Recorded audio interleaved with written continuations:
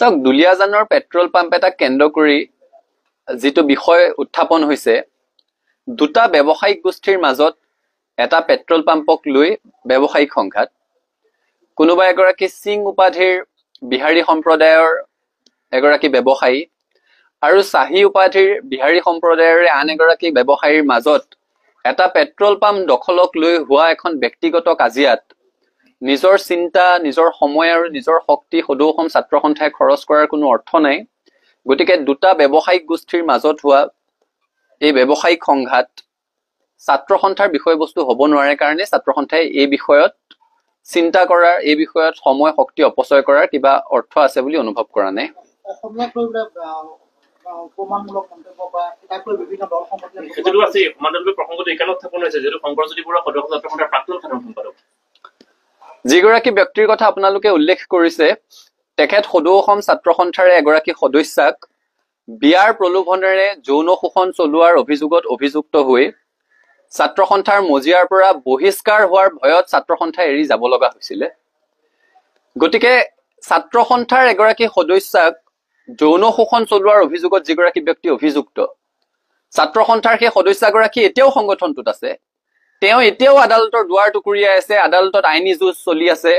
এতিয়াও সদৌ অসম ছাত্ৰ সন্থাই সেই ঘটনাৰ সন্দৰ্ভতে গঠন কৰি দিয়া 10 জনীয়া তদন্ত সমিতিয়ে প্ৰথম প্ৰতিবেদন দাখিল কৰিছে দ্বিতীয়খন প্ৰতিবেদন দিবলৈ এতিয়াও বাকি আছে য'ত সেই ব্যক্তিগৰাকী সন্দৰ্ভত কেতবোৰ গুৰুতৰ অভিযোগ উত্থাপন কৰা হৈছে গতিকে ছাত্ৰ সন্থাৰ এগৰাকী সদস্যক বিয়াৰ প্ৰলোভনেৰে সৈতে যৌন শোষণ চলোৱাৰ অভিযোগত অভিযুক্ত এগৰাকী ব্যক্তিৰ সপক্ষে ছাত্ৰ সন্থাৰ স্থিতি থকাৰ কোনো প্ৰশ্নই আহিব নোৱাৰে আৰু সেই কাৰণে ছাত্ৰ সন্থাই তেখেতৰ সপক্ষে স্থিতি ল'ব বুলি আশা কৰাটো অনুচিত কাৰণ আমাৰ ঘৰৰ এগৰাকী ছোৱালী সেই ছাত্ৰীগৰাকীৰ মাকে কৰা ফোনটো সেই ছাত্ৰীগৰাকীৰ মাকে সময়ে সময়ে আমাৰ সৈতে পতা কথা বতৰাবিলাক আমাৰ মনত এতিয়াও বিধি থাকে যে মোৰ ছোৱালীজনীক আচু কৰিবলৈ পঠিয়াইছিলো তাইৰ লগত কিয় এনেকুৱা হ'বলৈ পালে তোমালোকে তাইক ন্যায় দিব নোৱাৰিলা সেই ছাত্ৰীগৰাকী আজিও ছাত্ৰ সন্থা কৰি আছে দেখিছো বহুতে ছাত্ৰ সন্থাৰ এই সন্দৰ্ভত এটা স্থিতি আশা কৰিছিলে কিন্তু নিজৰ ঘৰৰ এগৰাকী সদস্যাক যৌন শোষণৰ অভিযোগত অভিযুক্ত এগৰাকী ব্যক্তিৰ সপক্ষে ছাত্ৰ সন্থাই স্থিতি লোৱাৰ কোনো প্ৰশ্নই আহিব নোৱাৰে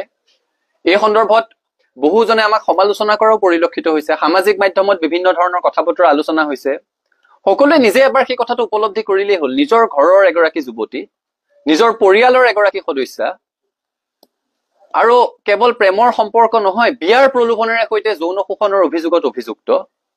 তেনে প্ৰেক্ষাপটত সদৌ অসম ছাত্ৰ সন্থাই সেইগৰাকী অভিযুক্ত ব্যক্তিৰ প্ৰতি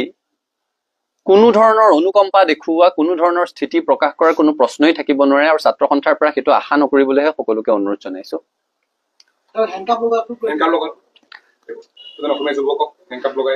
আপোনালোকে হেণ্ডকাফ দেখিছে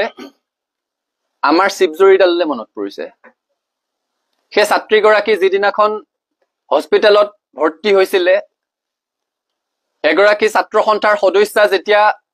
সেই আপোনালোকে কৈ থকা যুৱকজনৰ প্ৰতাৰণাৰ বলি হৈ বিয়াৰ প্ৰলোভনেৰে কৰা যৌন শোষণৰ অভিযোগত সেই অভিযোগৰ বলি হৈ এগৰাকী যুৱতীয়ে আত্মহত্যা কৰিব লগা এটা পৰিৱেশৰ সৃষ্টি হৈছিলে সেইগৰাকী যুৱতী এতিয়াও ছাত্ৰ সন্থাৰ সদস্যা তেওঁ ন্যায় বিচাৰি আজিও ছাত্ৰ সন্থাৰ মজিয়াত মাত মাতি আছে তেওঁ ন্যায় বিচাৰি আজিও আদালতৰ মজিয়ালৈ গৈ আছে আজিও তেওঁ মানসিকভাৱে ভাঙি আছে গতিকে যেতিয়া হেণ্ডকাফৰ কথা কয় আমাৰ সেই শিৱজৰীডাললৈ মনত পৰে বহুতে প্ৰশ্ন কৰি আছে যে প্ৰাক্তনসকলৰ প্ৰতি আপোনালোকৰ কোনো দায়বদ্ধতা নাই আপুনি এই প্ৰশ্নটো সোধাৰ কাৰণে মই ভাল পাইছো সদৌ অসম ছাত্ৰ সন্থাৰ সৈতে ছাত্ৰ সন্থাৰ প্ৰাক্তনসকলৰ সন্মান আৰু দায়বদ্ধতাৰ সম্পৰ্ক আমি তেওঁলোকক সন্মান কৰো তেওঁলোকে মাতৃ সংগঠনটোক সন্মান কৰে তেওঁলোক মাতৃ সংগঠনটোৰ প্ৰতি দায়বদ্ধ আমিও অৰাজনৈতিকভাৱে মৰ্যাদা সহকাৰে জীৱন নিৰ্বাহ কৰি থকা প্ৰতিগৰাকী ছাত্ৰ সন্থাৰ প্ৰাক্তনৰ প্ৰতি আমাৰ সন্মান আছে আমি তেওঁলোকৰ প্ৰতি দায়বদ্ধ কিন্তু ছাত্ৰ সন্থাৰ মজিয়াত অতীজৰে পৰা এটা পৰম্পৰা চলি আছে যে ছাত্ৰ সন্থাৰ পৰা যদি কোনোবাই ছাত্ৰ সন্থাৰ অহিত কাম কৰি বহিষ্কৃত হয় তেওঁলোকে ছাত্ৰ সন্থাৰ প্ৰাক্তন হিচাপে সেই মৰ্যাদাটো নাপায় এই যিগৰাকী ব্যক্তি ছাত্ৰ সন্থাৰ এগৰাকী সদস্যাক যৌন শোষণৰ অভিযোগত অভিযুক্ত তেওঁ বহিষ্কাৰ হোৱাৰ ভয়ত ছাত্ৰ সন্থা ত্যাগ কৰি গুচি যাবলগীয়া হৈছিলে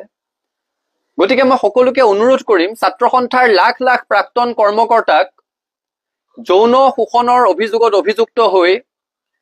বিয়াৰ প্ৰলোভনেৰে নিজৰ কামনা চৰিতাৰ্থ কৰাৰ অভিযোগত অভিযুক্ত হৈ ছাত্ৰ সন্থাৰ পৰা বহিষ্কাৰ হোৱাৰ ভয়ত ছাত্ৰ সন্থা এৰি গুচি যাবলগীয়া হোৱা এগৰাকী সদস্যৰ সৈতে তুলনা নকৰিবৰ কাৰণে মই সকলোকে অনুৰোধ কৰিম। ছাত্ৰ সন্থাৰ প্ৰাক্তনসকলে মৰ্যাদা সহকাৰে জীৱন নিৰ্বাহ কৰি আছে। কোনোবা খুব প্ৰতিষ্ঠিত হৈছে,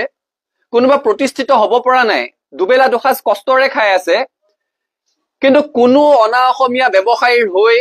পেট্ৰল পাম্প দখল কৰিব গৈছে বুলি অভিযোগত আজিলৈকে কোনো প্ৰাক্তন ছাত্ৰ সন্থাৰ নেতা অভিযুক্ত হোৱা নাই। গতিকে প্ৰাক্তনসকলক তেখেতৰ সৈতে তুলনা কৰি একাকাৰ নকৰিবৰ কাৰণে সকলোকে অনুৰোধ জনাইছো। ছাত্ৰ সন্থাৰ পৰা মৰ্যাদা সহকাৰে বিদায় লোৱা আৰু সমাজত মৰ্যাদা সহকাৰে জীৱন ধাৰণ কৰি থকা ছাত্ৰ সন্থাৰ প্ৰতিগৰাকী প্ৰাক্তন কৰ্মকৰ্তাৰ প্ৰতি ছাত্ৰ সন্থাৰ সন্মান আছে, সমীহ আছে, ভালপোৱা আছে, দায়বদ্ধতা আছে। কিন্তু আপোনালোকৰ এনে স্থিতিৰ বিপৰীতে দেখিলে বহু প্ৰাক্তন ছাত্ৰ নেতাই তেওঁ সপক্ষত থিয় দিয়া পৰিলক্ষিত হৈছে। সকলোৰে নিজস্ব অধিকাৰ আছে, আমি কৈছোৱে সকলোৰে নিজস্ব অধিকাৰ আছে। ছাত্ৰ সন্থাৰ বৰ্তমান আমি নেতৃত্বত আছো। এগৰাকী ছাত্ৰ সন্থাৰ সদস্যা সেই ব্যক্তিগৰাকীৰ বিয়াৰ প্ৰলোভনেৰে যৌন শোষণৰ অভিযোগ তুলিছে। সেই অভিযোগৰ ভিত্তিত সেইগৰাকী ব্যক্তিয়ে ছাত্ৰ সন্থাৰ পৰা এক প্ৰকাৰ পলাই যাব লগা পৰিৱেশৰ সৃষ্টি হৈছিলে বহিষ্কাৰ হোৱাৰ ভয়ত। তেনে প্ৰেক্ষাপটত ছাত্ৰ সন্থাই তেখেতৰ হৈ স্থিতি লোৱাটো অনুচিত আৰু ছাত্ৰ সন্থাৰ পৰা সেইটো আশা নকৰিবলৈ সকলোকে অনুৰোধ জনাইছো। বাকী আন কাৰ কি স্থিতি আছে, এখন গণতান্ত্ৰিক দেশত সকলোৰে স্থিতি লোৱাৰ অধিকাৰ আছে। PNC পেট্ৰল পাম্পত দেখিবলৈ পোৱা গৈছিল যিখন কাজিয়াৰ সামাজিক মাধ্যমত ভাইৰেল হৈ পৰিছিল, তাত দুলীয়াজান আঞ্চলিক ছাত্ৰ সন্থাৰ সভাপতি দিগন্ত বৰাক দেখিবলৈ পোৱা গৈছিল। এই ক্ষেত্ৰত ছাত্ৰ সন্থাই তেওঁৰ প্ৰতি কিবা বিশেষ ব্যৱস্থা ল'ব নেকি? সেই ছাত্ৰ সন্থাৰ সদস্যজন 10 মে'লৈকে ছাত্ৰ সন্থাৰ পৰা তেখেতে ভাৰ আঁতৰাই বেলেগ এগৰাকীক ভাৰপ্ৰাপ্ত হিচাপে দুলীয়াজান আঞ্চলিক ছাত্ৰ সন্থাৰ সভাপতি হিচাপে কাৰ্যনিৰ্বাহ কৰিবলৈ দি থৈছিলে। 10 মে'ৰ পিছত পৰৱৰ্তী পৰ্যায়ত আলাপ আলোচনাৰ মাজেৰে তেখেতক কাৰ্যভাৰ তেওঁ গ্ৰহণ কৰিব নে নকৰিব সেই সিদ্ধান্তটো লোৱাৰ কথা আছিলে। 10 মে'ৰ পিছত সেই ধৰণৰ কোনো সভা হোৱা নাই। এতিয়া আন এগৰাকী ব্যক্তিয়ে ভাৰপ্ৰাপ্ত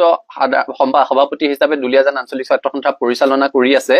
তেখেতে ছাত্ৰ সন্থাৰ দায়িত্ব লৈ আৰু ঘূৰি অহাৰ সম্ভাৱনা কমেই আছে আৰু তেখেতক বৰঞ্চ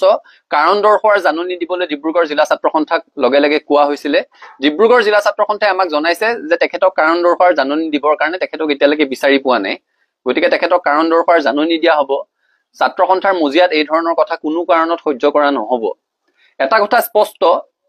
খিলঞ্জীয়া মানুহৰ অধিকাৰ সুৰক্ষিত হ'বই লাগিব। এতিয়া দেখিছো এটা বিষয়ক লৈ সকলোৰে গা জ্বলিছে, জ্বলাটো উচিত, যে অসমীয়া জাতিক ফ্ৰী মে খানেৱালাহে বুলি কৈছে নেকি? কাৰণ বিহাৰী সম্প্ৰদায়ৰ এগৰাকী ব্যক্তি, যাৰ বিহাৰত বংশোদ্ভৱ, যিখন বিহাৰ স্বাধীনতাৰ 8টা দশক প্ৰায় সম্পূৰ্ণ হোৱাৰ সময়তো দেশৰ আটাইতকৈ অৰ্থনৈতিকভাৱে পিছপৰা ৰাজ্য, যিখন বিহাৰৰ প্ৰথম আৰু প্ৰধান সমস্যাটোৱে হৈছে পলায়ন। তেওঁলোকে তাত কাম কাজ নাই কাৰণে বেলেগ ৰাজ্যলৈ পলায়ন কৰে, শ্ৰম কৰিবলৈ যায়। গতিকে তেনেকুৱা এখন ৰাজ্যৰ বংশোদ্ভৱ এগৰাকী ব্যক্তিয়ে অসমৰ মানুহে ফ্ৰী মে খানেৱালাহে বুলি কোৱা কথাটো কোনো কাৰণত গ্ৰহণযোগ্য নহয়। আৰু যদি জাতিটোৰ প্ৰতি তেনে বিৰূপ মন্তব্য কৰিছে তেতিয়াহ'লে আৰক্ষীয়ে ব্যৱস্থা গ্ৰহণ কৰিব লাগে। আৰক্ষীয়ে তেওঁক সোধপোছ কৰিবলৈ লৈ গৈছিলে, আটক কৰিছিলে, এৰি দিছে এতিয়া। আৰক্ষীয়েও স্থিতি স্পষ্ট কৰা উচিত আচলতে সেই যুৱতীগৰাকীয়ে কি ক'লে তাত। অসমীয়া জাতিক লৈ যদি এই অপমান কৰিছে, কোনো জাতীয় সংগঠনক লৈ যদি এই অপমান কৰিছে, তেতিয়াহ'লে তাৰ বিহিত ব্যৱস্থা গ্ৰহণ কৰিব লাগিব। কিন্তু যদি তেওঁলোকৰ পেট্ৰল পাম্পটো দখল কৰিব যোৱা বুলি যিটো অভিযোগ উত্থাপন কৰিছে,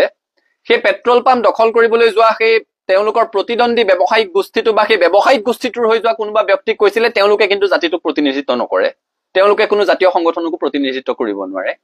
গতিকে কাৰ কথা কৈছে এইটো স্পষ্ট হ'ব লাগে। আৰু যদি জাতিটোক লৈ কৈছে কোনো কাৰণত গ্ৰহণযোগ্য নহয়, চৰকাৰে বিহিত ব্যৱস্থা গ্ৰহণ কৰিবৰ কাৰণে আমি দাবী জনাইছো।